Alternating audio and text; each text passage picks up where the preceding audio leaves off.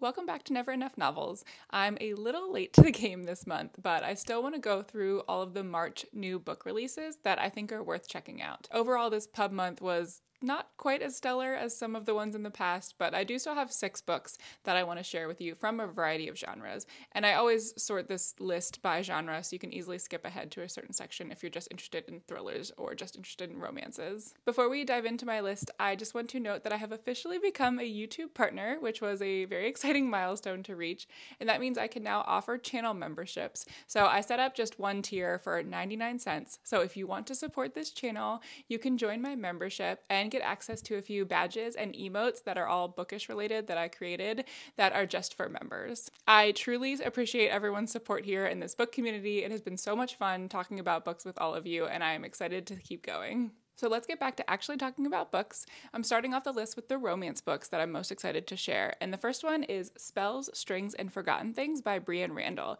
And a huge thanks to Dell for sending this one my way. I hadn't heard of this author before, but I follow her on Instagram now, and she describes the book a lot as Bridgerton meets witches. So that aspect immediately had me hooked. And from what I can tell, it's not the historical aspect of that show that applies to this book. It's more of an enemies to lovers vibe, which kind of matches season 2 of Bridgerton, and also a lot of family drama and some sibling stuff going on. So this book is about 3 siblings who are carefully guarding the secret to their magic. And a unique aspect about this is that magic actually comes with a price in this book, and the price is a memory. So the sisters have to give up a memory in order to cast a spell. That piece alone has me really intrigued because I always think it's more interesting when magic comes at a cost versus just anyone who knows how to wield it can use it without any consequences. So Calliope is the sister who's our main character, and she typically has no problems with this price because she has plenty of memories that she wants to give up. She has a mother who left without a trace and abandoned her and her sisters a while ago. There's also been some growing tension between the sisters, and she can kind of feel them drifting apart, and she's still reeling from a really rough heartbreak 2 years ago. So in the midst of all this, mysterious evil awakens in their small town, and it breaks apart the thread that has been holding these sisters together. And as a result of that, they start to lose their magic, it sounds like. So Calliope needs to desperately find a way to deal with this threat and kind of get her sisters back and rediscover their magic. So while she's trying to stop this threat, she accidentally binds herself to the leader of a rival coven and now must deal with him, and they kind of have to work together to try and figure out how to save their town and get their magic back. And he is as handsome as he is annoying, so there is definitely going to be some tension there between these two, and I always love a good enemies to lovers romance. And normally I would read books about witches more in the fall, around Halloween, but this one has enough intriguing aspects that I'm just as excited to get into it in the spring. Next up is Story of My Life by Lucy Score. And this book is another one with gorgeous sprayed edges, which I am such a sucker for, especially when it's a romance book by one of my all-time favorite authors. I have read a lot of Lucy Score's books, and I just adore them so much. So I'm really excited to see that she is coming out with a new book that is actually going to kick off a series. The deluxe edition of this book, which is still available for pre-order, is available at Amazon or Target. And I'll put the links to all these books down below in the description so you can grab them and help support the channel if you want. But the deluxe edition has not only the sprayed edges, but it's also got a glossy cover, a town map, which I think is going to be important because this whole series revolves around this one small town, and it's also got chapter point of view art. So it has a few little extras that I think are going to really put this over the top. And this book has been described as Gilmore Girls meets Schitt's Creek, and Lucy herself also said that this is basically a love letter to every reader who wants to move to a fictional town. So I cannot wait to see where she goes with this story. Our main character is Hazel, who is a successful romance author, but she is facing this insurmountable writer's block. So in an attempt to get some new inspiration, she kind of impulse buys a historic home in a small town in Pennsylvania, and she moves there hoping that something will strike her and she'll be able to get her groove back after a bad breakup, which seems to be affecting her writing. Except when she shows up, she finds out that the state of the home was vastly over-exaggerated, and she is left with this kind of crumbling historic home that needs a ton of work. But thankfully, hope shows up in the form of Cam and his astonishingly handsome brothers who offer to help do some renovation work on the house. So soon enough, Hazel is not only able to start writing again, but she also seems to be living her own romance novel in real life. Her connection with Cam is off the charts, but as it turns out, he is not fictional and he comes with his own series of problems as well. So now Hazel is kind of dealing with this what seems like a fairy tale scenario, but starts to go off the rails. And in addition to this home that she's trying to fix up, she was also given a seat on the town council. And this small town is facing a ton of problems. It is like on the verge of bankruptcy. So we've also got a lot of discussion, I think, about what it's like to live in that sort of small town. Usually the ones we see in books are always like flourishing and bustling. So I think it's a unique take to have her set a story in a small town that's actually struggling, which is very realistic. So I think there's a lot of aspects to this that make it a little bit different from our normal small town romances. And I think Lucy Score is going to do an amazing job with this story. The last romance book I'm going to share today is called Just Our Luck by Denise Williams. And this story revolves around an impulse decision one late night that completely changes the lives of two strangers. Our main character is Sybil, and she's kind of on the verge of a breakdown this one night because she's just spent the last couple of years switching jobs or switching men, just trying to find something special in either category. So hoping for a lucky break and a guaranteed sugar rush, she heads to a late night donut shop and picks up a lottery ticket and of course a donut. The person working there that night is Kieran, and he has put aside his hopes and dreams and come back to the donut shop to help his family because the business has been struggling so much lately.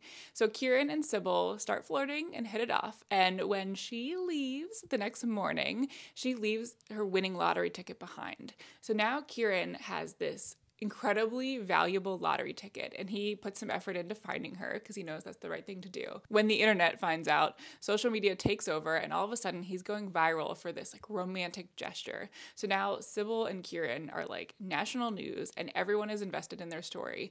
Kieran needs some publicity for his donut shop, and like all of this attention brings people through the door in droves, and Sybil is hoping for a little bit more stability in her life, and she wants to prove to her family that she can actually make good decisions. So they agree to fake date for 3 months to kind of keep up the hype and like present this front to their friends and family. But what starts out as like two complete strangers doing something that will help them both turns into a romance that could actually last a lifetime. Denise Williams has been a little hit or miss for me, but I think the concept of this one sounds really cute. And I always love stories that have that aspect of like winning the lottery because it's always fun to kind of think through those scenarios yourself and see what you would do with that money. So I'm hoping she leans into that just as much as she does the romance. But this one sounds like a really fun read overall.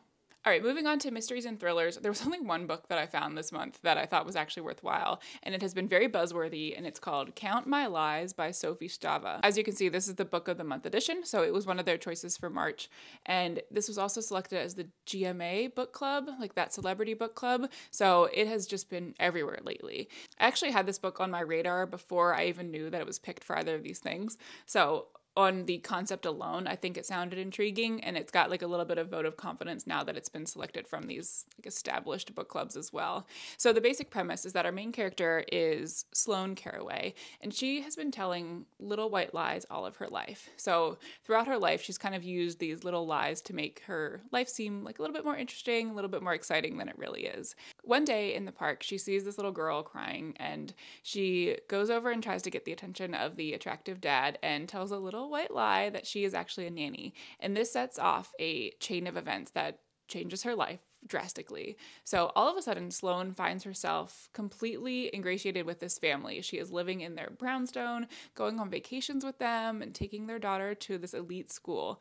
But as it turns out, she is not the only one telling lies or hiding secrets. It starts out as this ideal situation, all because she was willing to just play pretend for a little bit.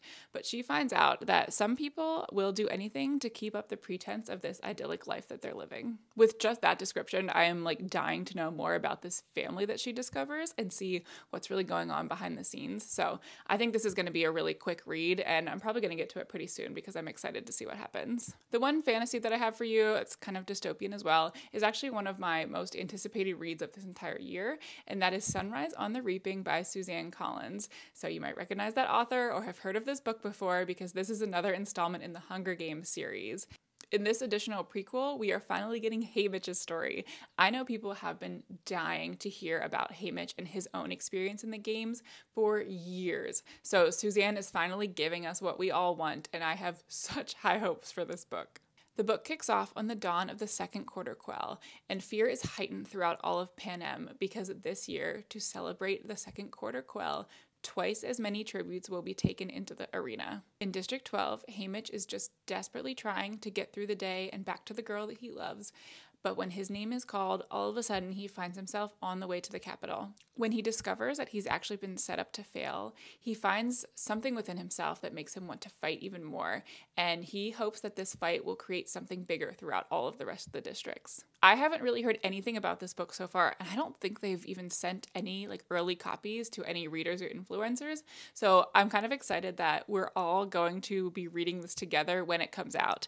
And it officially comes out on March 18th, so we don't have much longer to wait, so I am just dying to get my hands on a copy of this book. I didn't love the other prequel, which was The Ballad of Songbirds and Snakes, and that one was the one that focused on President Snow, but I have just so much higher hopes for Haymitch's story. The last book I'm going to share today is just a general fiction book, which again, that's not a genre I normally read, but I've heard a lot about this book from other readers, and it was selected as another Celebrity Book Club pick this month. That book is Broken Country by Claire Leslie Hall, and this was Reese's book club selection, so I usually like her picks a little bit more than some of the others, and also some of my close bookish friends have read this and raved about it, so I've heard enough intriguing things that I think I might actually give it a try, even though it's just a normal general fiction kind of family drama. Sounds like this book has a little bit of everything, so it's part family drama, there's a love triangle, and also this lurking sense of danger that I think will keep me turning pages. Beth and her calm, steady husband Frank have been married for years, but one flash decision upends their life forever. One day, Frank's brother shoots a dog that has been going after their sheep, and it turns out the owner of the dog is Beth's childhood love, Gabriel. Gabriel is back in town, and he's got his son with him, who looks shockingly familiar to the child that Beth and Frank lost years ago in a tragic accident.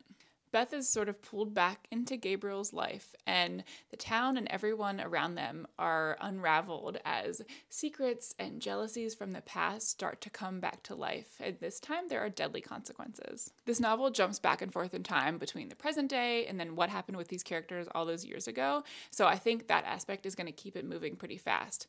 I also love the idea of this ongoing love triangle that has been festering over the years, and I'm really curious why the stakes are so high all of a sudden in present day. So even if you don't normally read these type of stories or you don't normally read general fiction like me, I think this one is still going to be worth giving a shot. So that wraps up my picks for the March new book releases. I'm hoping that April will have a little bit more to share with you, but let me know in the comments if any of these catch your eye or if you've seen anything else out there coming out this month that's worth noting. And make sure you hit like on this video and subscribe to my channel to see more videos like this. And if you want to support me further, you can join my 99-cent membership tier and get access to the cute little bookish emojis and badges. See you next time.